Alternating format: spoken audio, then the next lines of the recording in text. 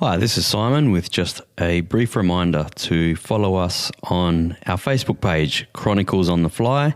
Like the page, send us a message, any questions or anything that you would like us to talk about. And maybe on the next episode, we'll do just that. So there you go. Chronicles on the Fly on Facebook. Thanks. Let's get into the show.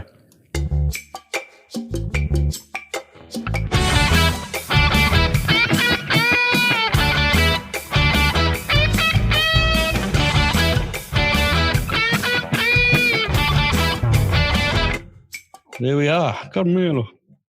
What's going on? Oh, mate, what's going on? Just got to work, had my coffee.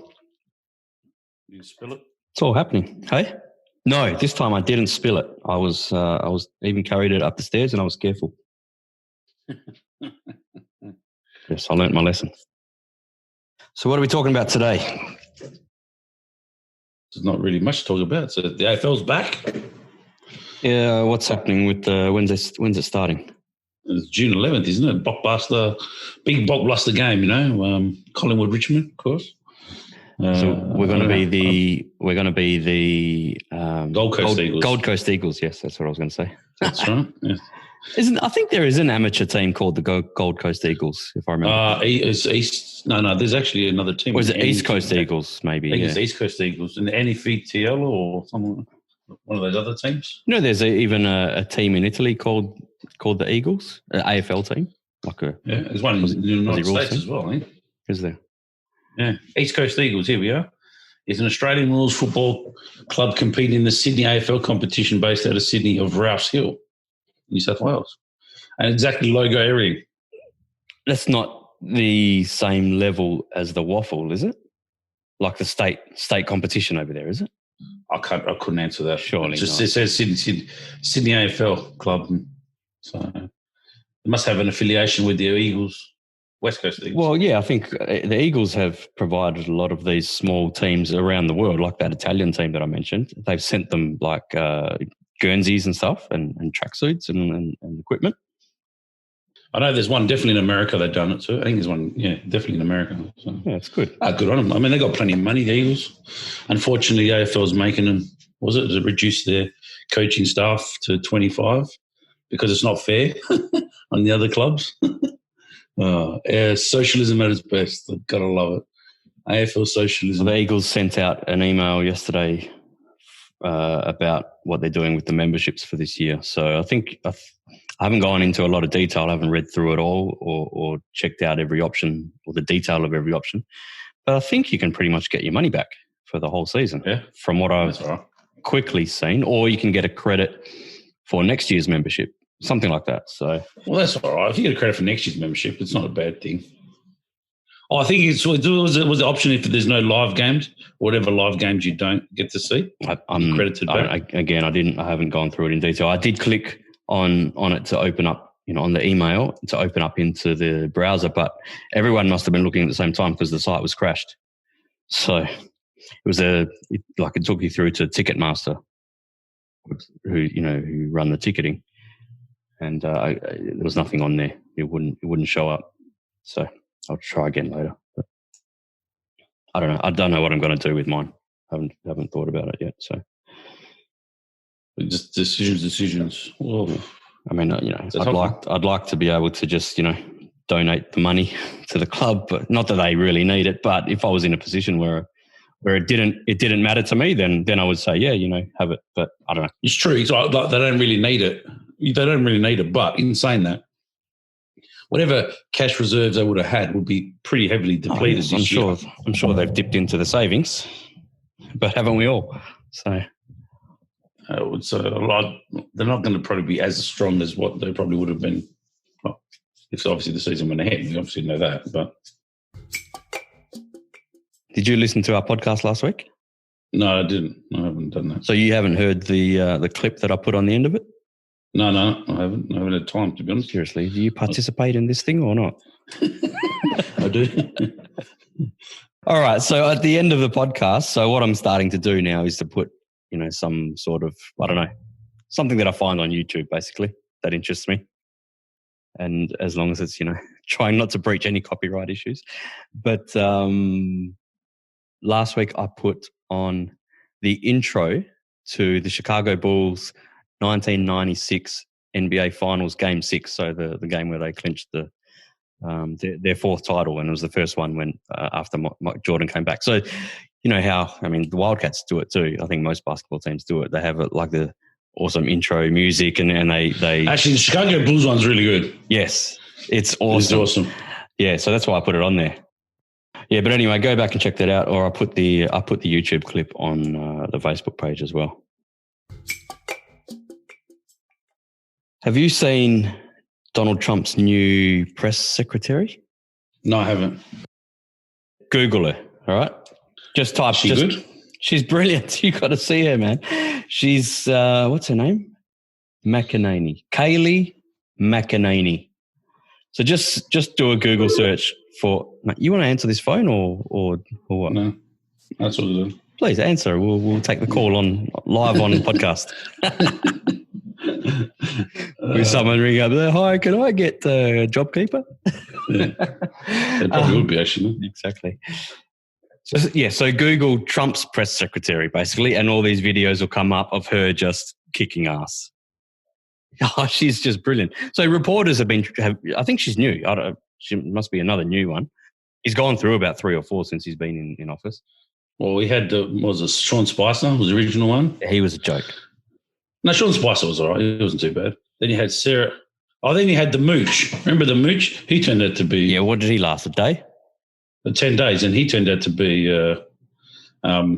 very anti-Trump now.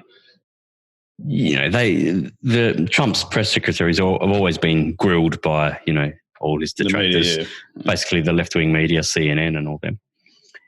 And they're trying to get her with gotcha questions, and she's just like, she's ready, she's prepared, and she's firing back, and these reporters have nothing to say. Oh, just watch any video basically of her. She's just taking names and kicking ass. She's awesome. So they're trying to get her with gotcha questions, and she's firing gotchas straight back at the media. How come you haven't reported on this about the Democratic Party or about Obama when he was in office and all this kind of stuff? So everything that they're trying to take down Trump for, she's got a response for. She's so good. She's so well prepared. It's awesome. Good on her. Good on her. Hey, speaking of prepared, what do you think of our Premier in the whole football saga? I haven't. I've only seen what you sent through to me, but I don't think I watched the video. Oh, I watched a little bit, like the first 10 seconds. No, I like, you know how they're talking about the AFL and he's sticking by his guns. Now he's called the Victorians. What do you say with the last comment? I'm like, they're being precious or something, or yeah. I'm like, honestly, like I get it. Yeah, whether you're right or wrong, you're a premier of this state. Why you're arguing with a sporting organisation? It isn't your job. It's not your duty. And you're doing this for political points now. This isn't about political points. All right? You should be worried about getting WA back on the road to recovery. Don't want having arguments. For these AFL hubs, WA was not an option because of the 2-week quarantine rule? Is that why? Yeah, 2-week quarantine. And he wouldn't relax it for the AFL. No, he wouldn't relax it. No. Right, so that's why. Which I think, yeah. That's why Perth was out of the question. And then he said, why don't you bring them all here? I was like, I can understand. You bring 16 clubs to where the 2 clubs are. It's a bit silly. I mean, but anyway. What can I say? I think it's a bit... I think he's overreacted a little bit. That's my opinion as a West Australian. It's like, you're doing us West Australians any favours. I mean, his comment was, I didn't call them pampered. I obviously wasn't strong enough. What I meant was, are they overindulged and spoiled? It's like... Oh, this is to an extent true. Yeah, but... Yeah, I'm not disputing that. But your job is the Premier, not to argue with the AFL. Yeah. So why are you picking a battle with the sporting organisation? It's not your job. Let the media sort that out. It's not your job. Your job is to run the state, worry about electricity prices, why the Western Power still sending out bills, why is the Water Corp still sending out bills? Well, they're still sending me bills, that's for sure. Exactly. We're all still getting bills during times of COVID. Do I not have to pay my utilities bills at the moment? Well, no, you still have to pay. Of course you have to pay. Oh, damn, it's beyond. There was a presser conference the other day. It said we're keeping a freeze on prices. You know, the one he said about the price, the utility prices. Well, I looked at I've actually kept my bill from last year for my water and my bill from this year. I've actually used less water this year than I did this same time last year, and yet my bill's more. So I'm trying to work it out. So I thought there was supposed to be a freeze on prices. How's my bill gone up so much? What else you got for me? Oh, no, it's just saying, watching that Jordan documentary, really good. I still love that. So involved in that documentary. Final 2 on Monday night. It's going to be sad when it's over. It is. I'm really taking my hat off to the editor, but for having the foresight. They've been editing the final episodes while the previous ones have been airing. Like it wasn't completely finished, and then they started releasing them.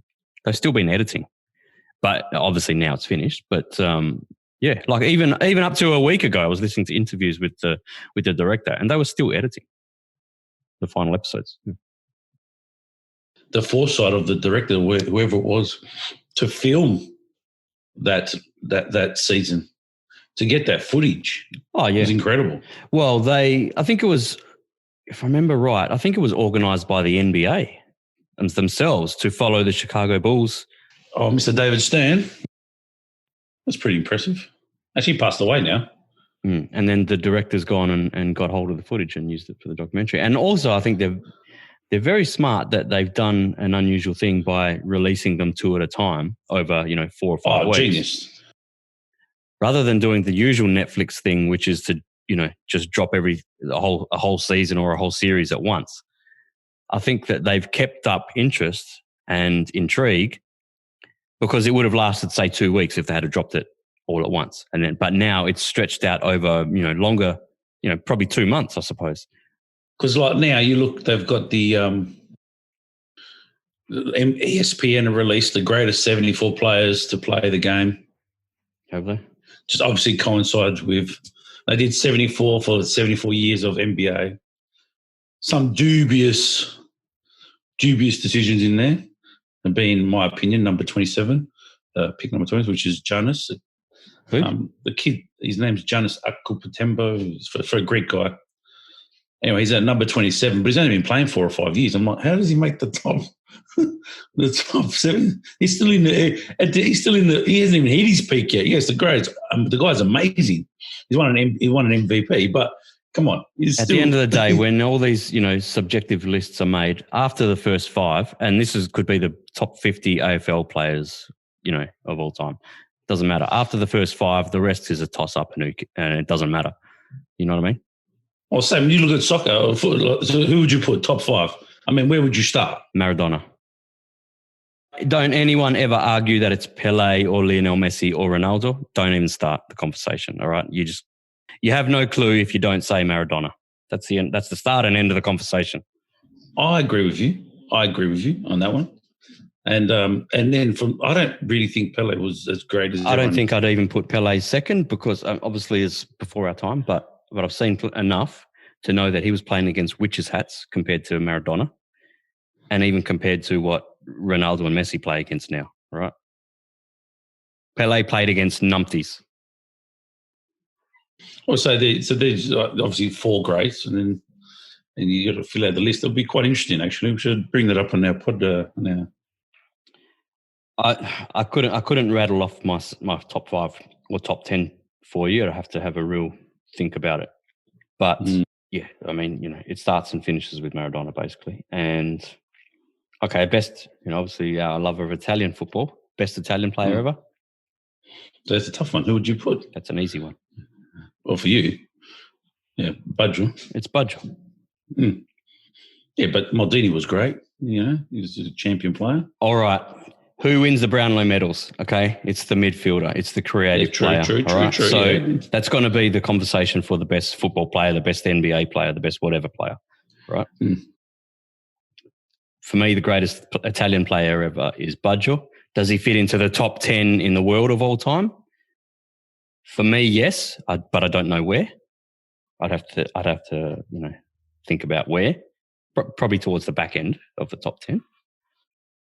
You've also got to put into the conversation Gianni Rivera, who was a Baggio-like player, but obviously of a previous era.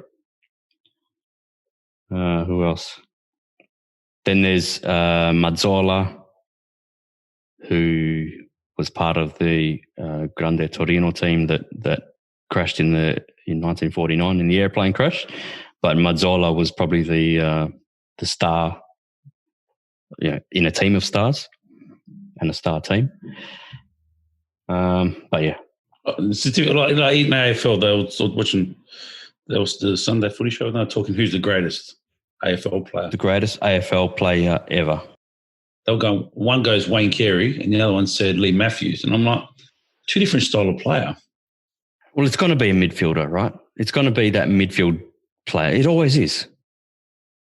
So I didn't watch enough of Lee Matthews. Obviously, was Lee Matthews? He was the runner out of midfield, basically, wasn't he? That type of player. Yeah, he was very dirty. I suppose a Judd, Chris Judd type of player, is that? Yeah, Chris Judd type of player in the modern era. Yeah. Lee Matthews tarnished himself with that whack that he did on Neville Bruns. Was it Bruns? Okay, Bruns. Yeah, it was when he cleaned him up at the end of his career or something. Or? Yeah, no, it was towards the end of his career. Yeah, and apparently my dad always talks about this particular one. Obviously, it was before our time, where it was the state game, Victoria versus West Australia, and he come across the field and just cleaned up Barry Cable, like out of nowhere. Really? And Barry Cable was a very clean player, wasn't he? Yeah, he was very clean. But my father rates Barry Cable as a player. He reckons he was amazing. Actually, I was talking waffle football with my father because he brings out these names that I never really heard of, because obviously, and like he starts rattling off these statistics. And I went to this game, and because he came here when 1960, 61 or whatever, and he lived across the road from Leadenhall Oval. So that's why he became a garlic muncher. That's why he became a garlic muncher. Cardinals fan. Hang on, was West Perth the Cardinals back then? I think it was back then. Yeah, it was the Cardies back then. So hence why he became a West Perth supporter. And he did play. He donned the boots for West Perth, and he played under 16, don't he? Did he? Your dad? Yeah. Oh, mate, I didn't know that. Yeah. Okay. He played all West Perth juniors there. So right. He never played soccer. Well, back in those days, it wasn't really around. And he was across the road from Leadenhall Oval. Never played wog ball. Well, things were a bit different back then. Well, really, when did it really come into fruition here in Australia? Was it? What did the? Well, I mean, I don't know the history of it long enough, but when did it really become? Now it's the most popular junior sport by far, which is kind of sad because considering how many juniors actually play the game, you think about it, our competition should be much stronger than what it is. It hasn't translated into a strong national league or even at the moment national team. A national team. I mean, compared to the golden era of 2006, the Aussie national team, look at the players now. Where they're coming from. Two of them play for Seoul in the K League. There's definitely a dearth of talent at the moment, but also poor organisation. I think at the grassroots level. I mean, I don't know. Look, I haven't even been involved in soccer for a number of years now, but it seems to me this NPL setup that they've tried to put in just hasn't really translated into much. It just sounds all a bit wanky, you know what I mean? Trying to make clubs have this air of prestige about them and scamming parents for shitloads of money. And what's it turning into? You know, like kids getting better coached than we were when we were 10 years old. We had probably two fantastic coaches as juniors. Kudos to our coaches. Oh, you had more coaches than me, obviously, but right. But we'd go training 2 nights a week. I think for one season we did 3 nights a week. But anyway, generally 2 nights a week, coached by, I suppose, fathers who became, who knew the game well, so they weren't just, know nothings, but coached pretty well. You know what I mean? Like there was a discipline about it, and I think a lot of good players came out of it around our age group or our generation. No, I'm just saying with the grassroots, I think it's sad because what the AFL does well, or the AFL waffle / or football community, Australian Rules football community does well, is they kick down. And what I mean is if they make money, it feeds its way down to the bottom clubs. An example, just the registration costs.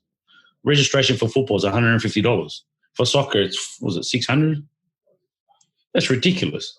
Yet it's still the most popular, most played, or played sport among juniors. So I think it's wrong that the juniors support the seniors. Yeah. That's the way I'm feeling. I feel the juniors, the parents pump all this money in that gives it all to the seniors. Whereas in football, it's the other way around. At least there's a little bit of grassroots gone through. Like I said, my nephew only pays $150 for membership, and he gets a Guernsey, a training top, a football, a bag. He gets everything. Tracksuit. Is this subsidised from? Yeah, I think the WAFL, the AFL WAFL / Football Commission funded a bit. So, well, how else would you do it? You wouldn't be able to do it. And if you've got good sponsors, you still need a fair bit of money to pay for all that. Because there's a lot of things. These days, junior club teams are going over to play in competitions in Singapore and Malaysia and things like this. That's something that's new, which I would have loved that, because I reckon that my team from about under 14s to 16s would have been really competitive in that sort of competition against some, similar age teams from Asian countries, for example. That would have been an amazing experience. Yeah, but you're paying for it. It wasn't as if it was like, thank you very much. It wasn't like Football West is saying, look, because you're the best team in the 18. Totally. These competitions are probably organised by the clubs rather than the federation. But, and the parents are paying for them. But I'm just saying, I'm pretty sure that back in my day at around, between the age of 14 to 16, I was probably in one of the best, if not the best, team in WA for the age group. Well, you did. You won. You actually won. We cleaned up. And I think that the parents probably would have been keen to send us over if there was that kind of opportunity. And I think we would have done pretty well, actually. It's a shame that wasn't a thing back then, but now it seems to be. It's just, I just find it a bit sad. It's just that they've done so well to get the game of soccer really popular in the juniors. They just can't follow it through to the next level, which is a bit wrong. Yeah. I mean, how does that happen? I don't know. They still do the AIS? They still do the AIS? I don't think AIS exists anymore. Well, they did back in our day. Don't quote me, but I don't think it exists. I mean, a lot of that golden generation went through the AIS. Correct. Players like, Mark Bresciano, probably Vince Grella, Simon Colosimo was one. And not that he went to the he was a level player. Yeah, but he was a decent player. But yeah, I don't know. They're just a few names that come off the top of my head. I'm sure that I think even Harry Kewell might have came through the AIS. Actually left pretty early. Yeah. Oh, Schwarzer, for sure. You would have gone through there. I was Mark. What a star Mark Schwarzer is. Would you rate Mark Schwarzer as Australia's best ever goalkeeper, even above Bosnich? I think so. I'd say I'd probably have to, yeah. They reckon, I was actually speaking to someone who knew these players, and they reckon Bosnich was as talented, talent-wise.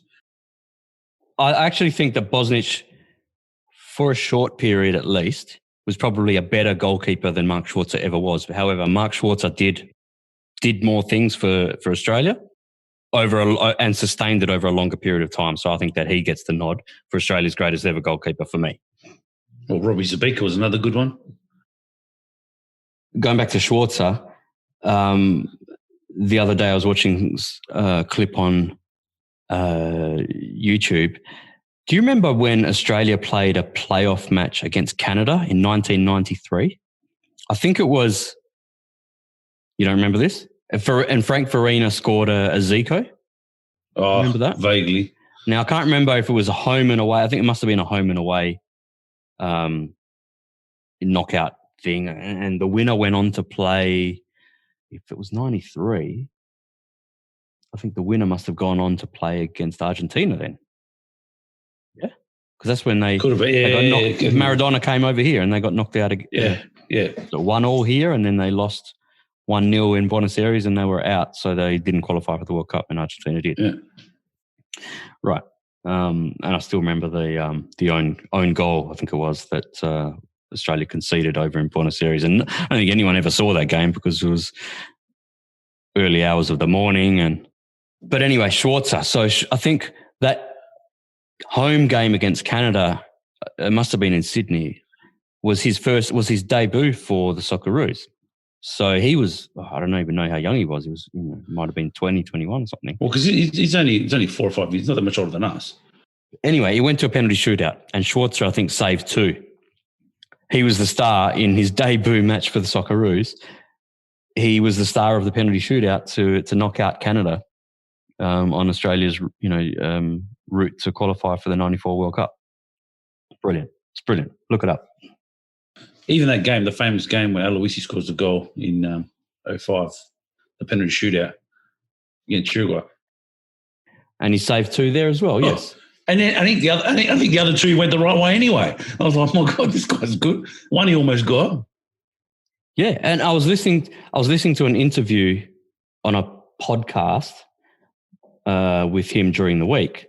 Now it was about a year old, this interview, but he was talking about the penalty against Italy in 2006 World Cup, about just whether he got close to the penalty or not. And he said he knew exactly which way Totti was going because he knew, he'd watched Totti many times and he knew where Totti generally puts his penalties. He said, yeah, he was always going to dive that way because he knew Totti was always going to go in that particular direction.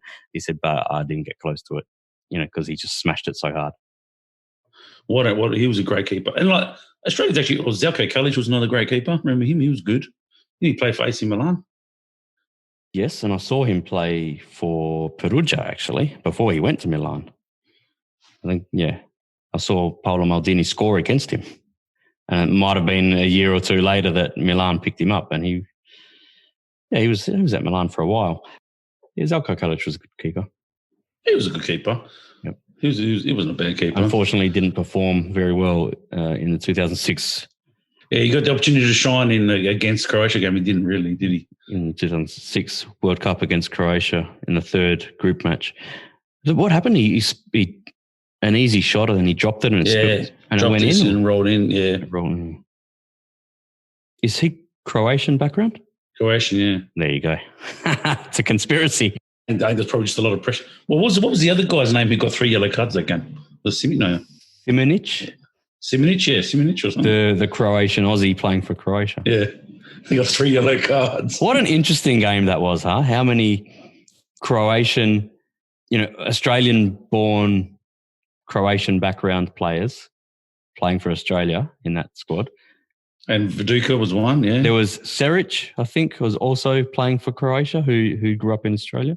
They had a couple. Yeah. I mean, Mark Viduka lives in Croatia now.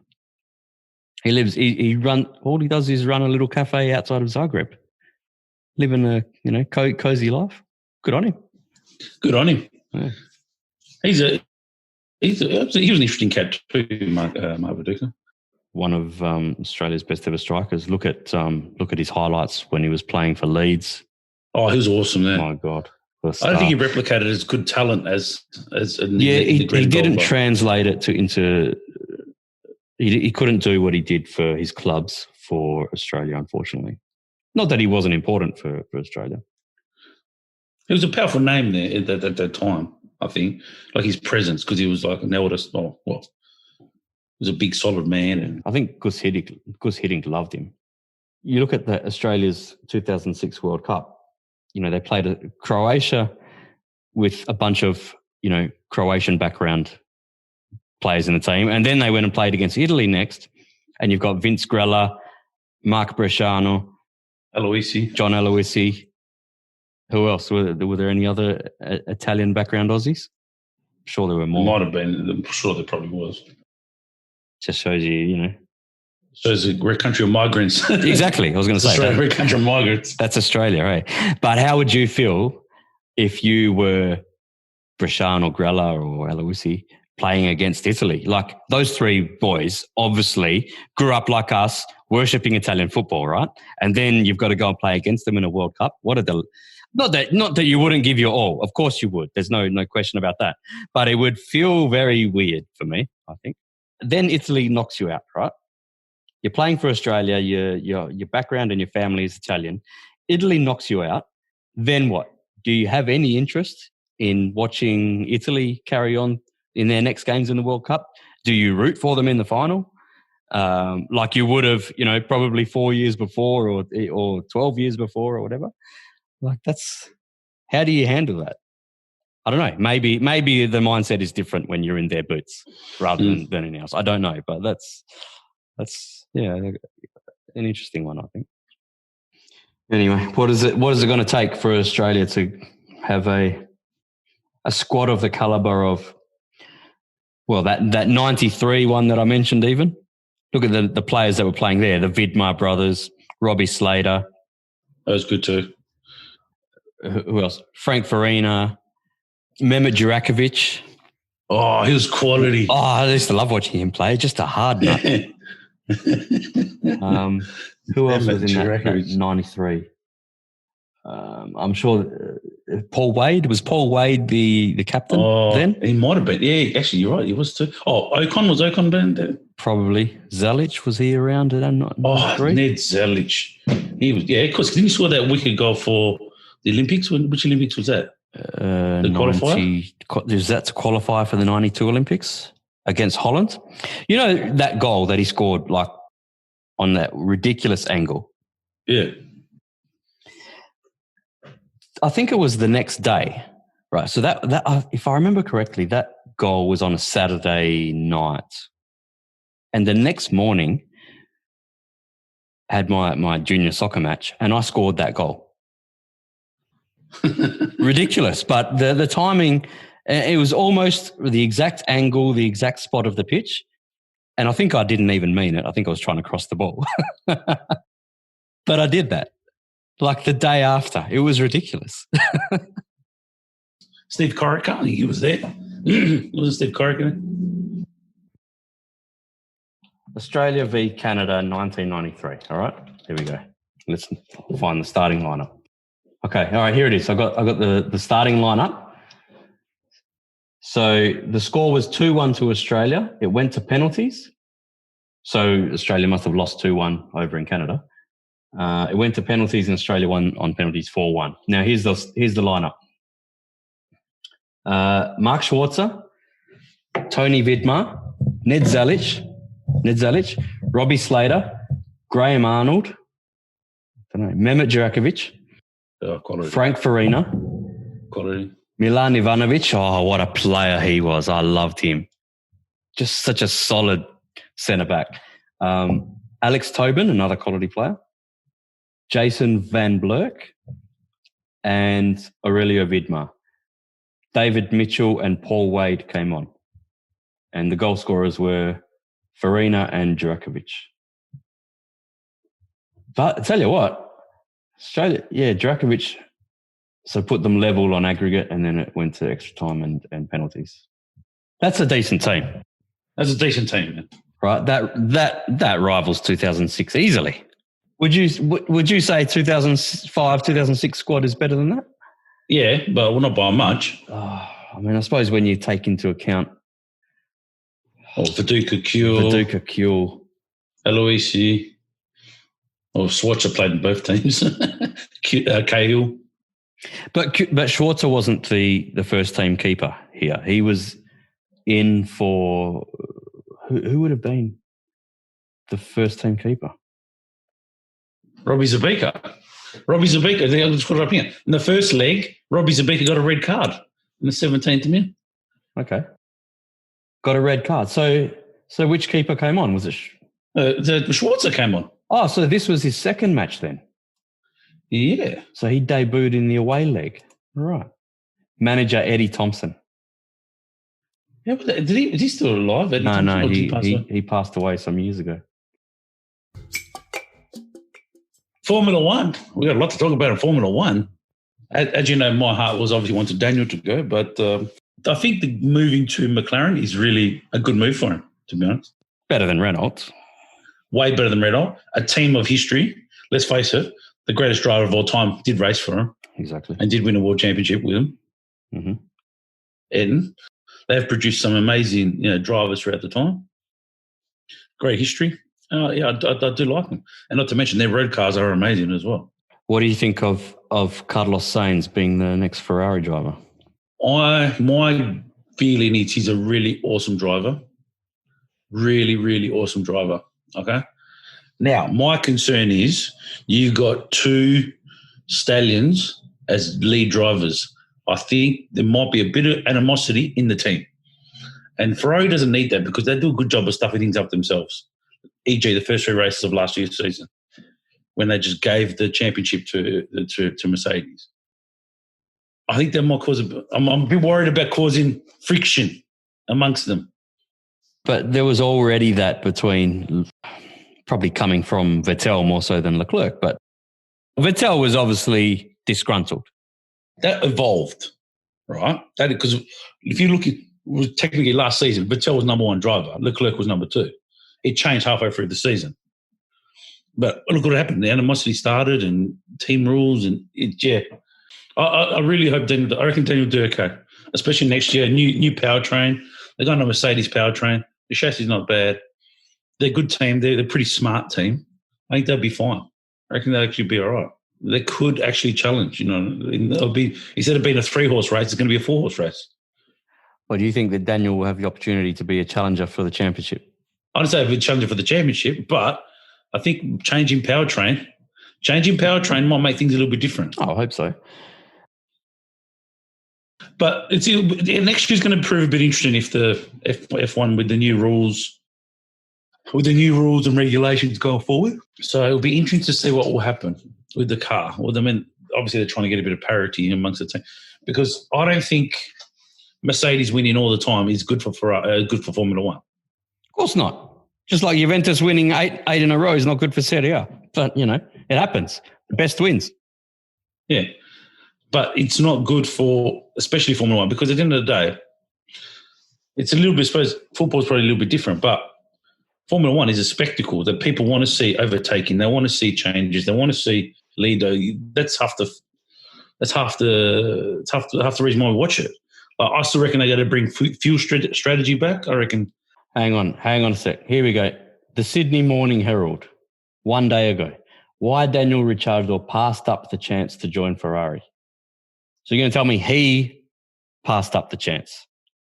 Or is this just Australian media talking shit? Because, come on, you'd drive for free, wouldn't you?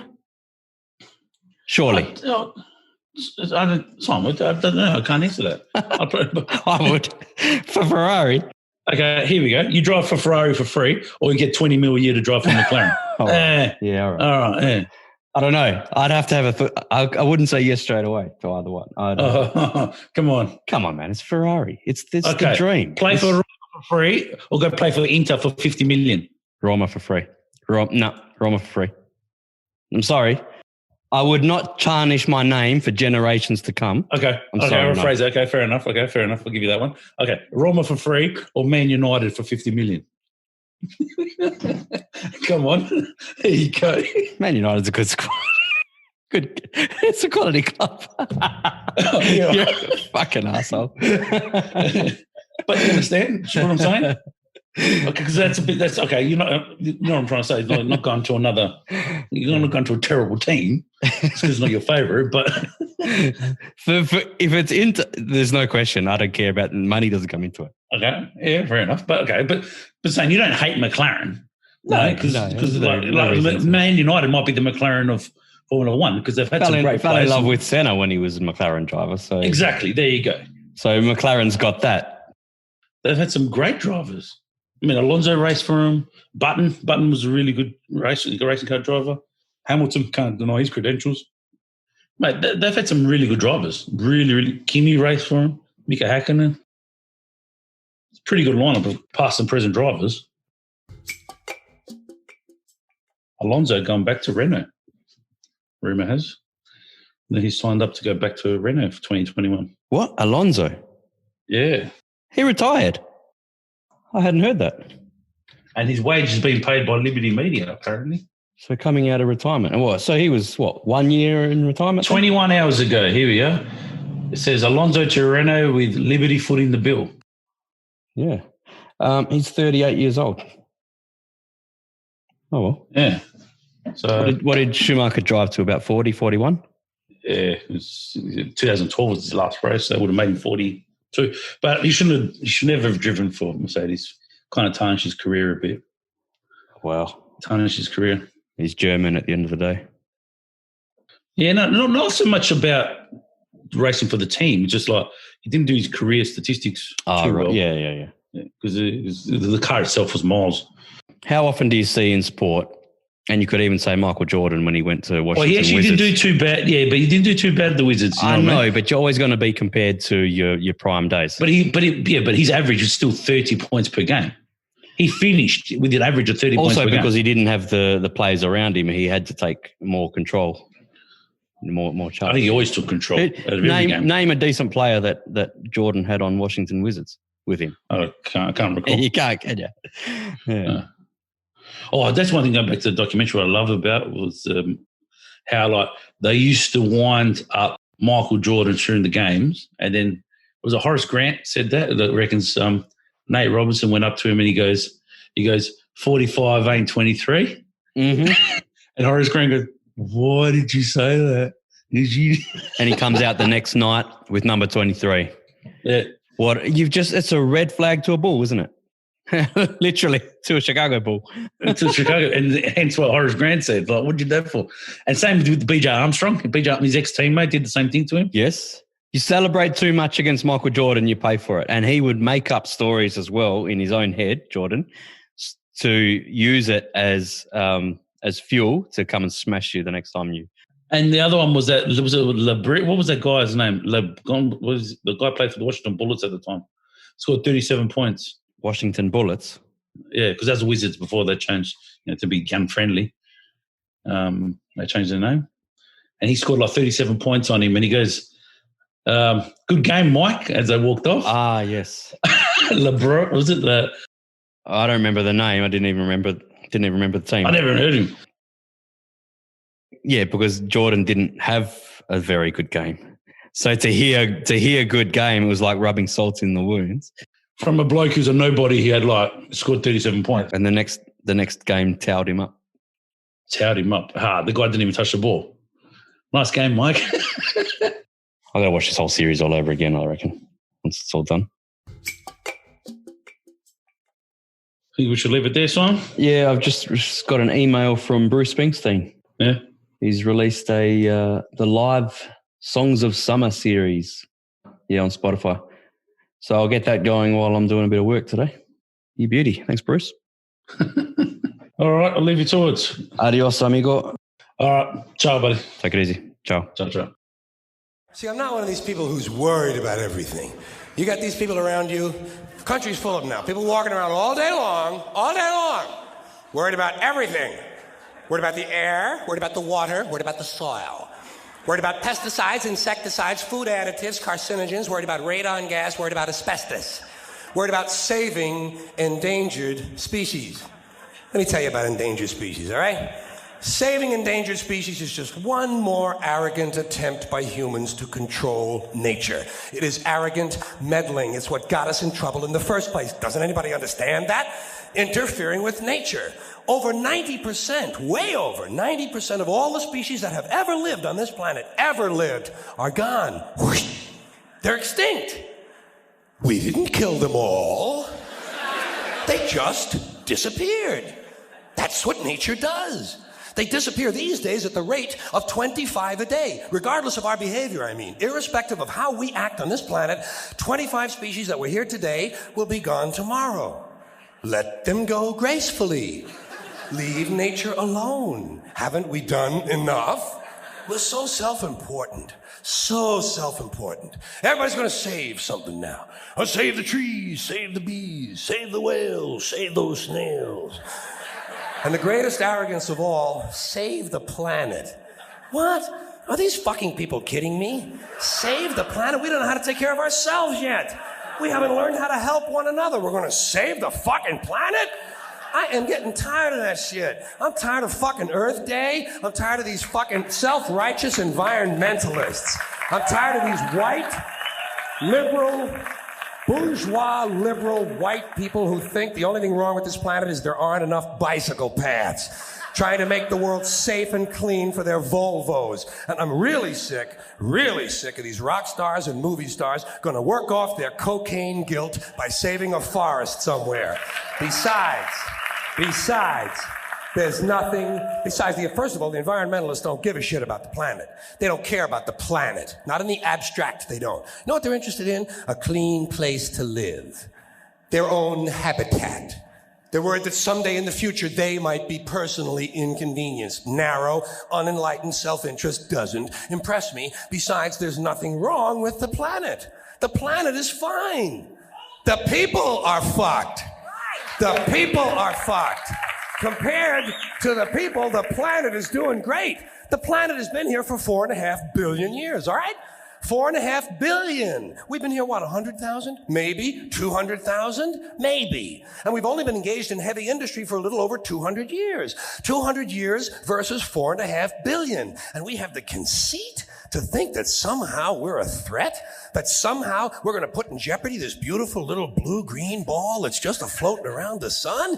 Planet has been through a lot worse than us for a long time. Been through earthquakes, volcanoes, plate tectonics, continental drift, solar flares, sunspots, magnetic storms, the magnetic reversal of the poles, bombardments for hundreds of thousands of years by comets and asteroids and meteors, sandstorms, erosion of all kinds, cosmic radiation, worldwide fires, worldwide floods, recurring ice ages, and we think some aluminum cans and some plastic bags are going to make a difference? Planet isn't going anywhere. We are. We're going away. We're going away. Pack your shit, folks. We're going away. And we won't leave much of a trace either. Thank God for that. Maybe a little styrofoam. Planet will be here and we'll be long gone. Just another failed mutation. Just another closed-end biological mistake. An evolutionary cul-de-sac. Planet will shake us off like a bad case of fleas. A surface nuisance. You want to know how the planet's doing? Ask those people in Pompeii who are frozen into position from volcanic ash. How the planet's doing.